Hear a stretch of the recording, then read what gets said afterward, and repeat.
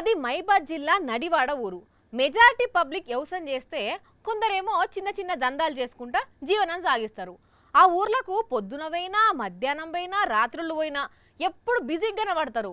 ఇప్పుడు ఎండాకాలం కాబట్టి పొద్దు ఊకితే చాలు జనాలు గుంపు గుంపు కూసోని ముచ్చట్లు పెడతారు. మరి అలా ఏం ముచ్చట్లు పెడుతున్నారో ఏం చేస్తున్నారో చూసేద్దాం పాండ్రి. ఓర్ని అవ్వ ఇదేంది జనాలు గుంపులుగా కూర్చొని ముచ్చట్లు పెడుతురని చెప్పిండ్రు. తీరా చూస్తే ఇండ్లన్నీ తాళాలు పెట్టున్నాయి. ఊరుకు ఊరంతా బోసిపోయి ఉన్నది. అసలు యాడికి పోయినరు, ఏం చేస్తుర్రు, పిల్ల పిసుక్కుమంటలేరు. కనీసం ఊర్లో కుక్కలు కూడా కనబడతలేవు అంటే ఇగో ఇటు చూడుండ్రి ఊరు బయట ఉన్నారు.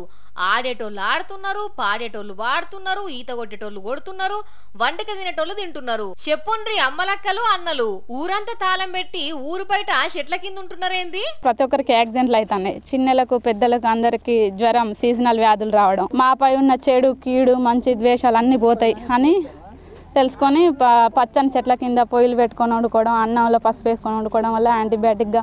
అరే అవునా అక్క, మరి మీకు ఇట్లా బయటికి పోమని ఎవరు చెప్పిర్రే అన్న?